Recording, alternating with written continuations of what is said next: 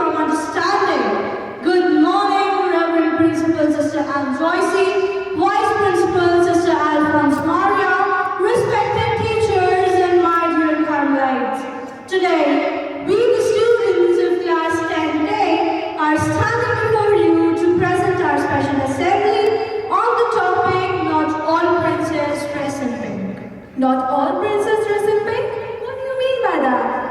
The phrase, not all princes dress in pink, carries a powerful message about breaking the stereotypes and embracing individuality, especially in context of women's empowerment.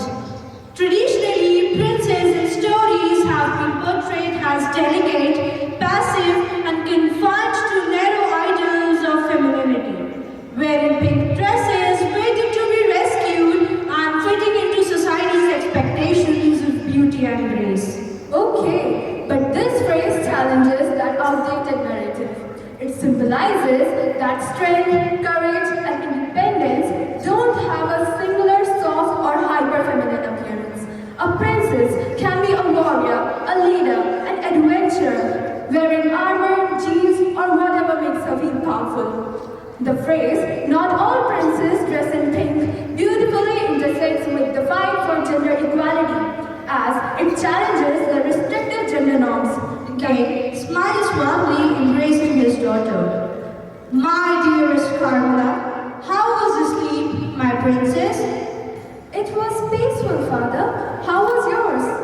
Good, good. You must wear your crown, Carmela. It is part of a princess' grace. Of course, father.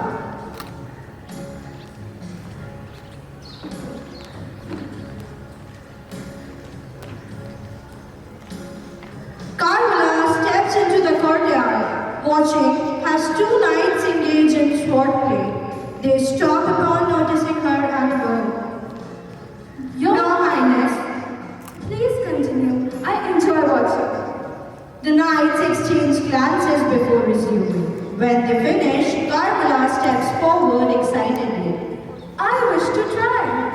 Your Highness, sword fighting can be dangerous. It is my wish to learn, and since I'm not allowed to, I shall do it in secrecy. Is it wrong for me to do that? Your wish is my command, Your Highness. I shall get an armor suited for you. Please follow me, Your Highness.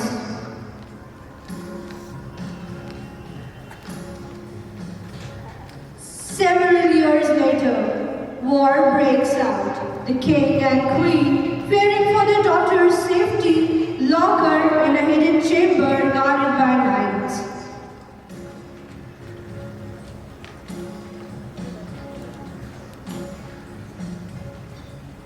However, determined Carmela dons armor and a helmet, sneaking onto the battlefield. Amid the chaos, Carmela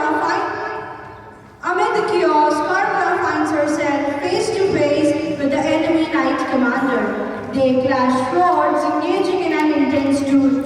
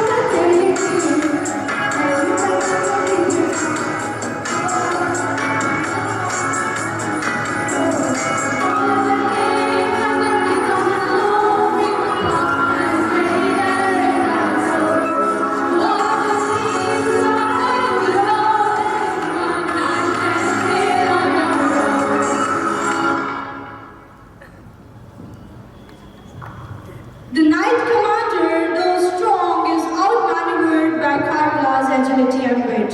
Finally, she gets him into a hole, forcing him to surrender. Who are you?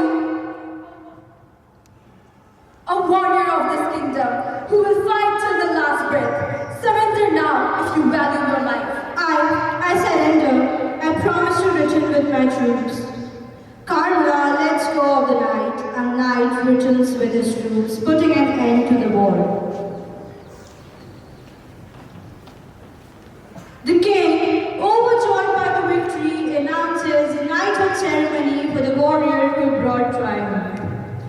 Come forward, brave knight, and remove your helmet. We must see the man who led us to the victory. Carmela kneels and slowly removes her helmet. Gasps fill the hall as her identity is revealed. Look, she is her daughter. Carmela! Mother, father, I'm sorry, but I have trained for years. I fought to protect my kingdom, for it was my dream to do so. The king, initially stunned, steps forward and embraces his daughter. My daughter, you are the real princess. You have proven that strength is not bound by tradition or gender. He turns to the queen, who, after a moment of hesitation, nods, finally understanding. We were wrong to confine you to expectations, to limit your freedom in the name of culture. From this day forth, we shall honor you for who you truly are. For you, my daughter, you have opened my eyes. Cheers erupt through the hall. Cara stands strong, not just as princess, but as a warrior.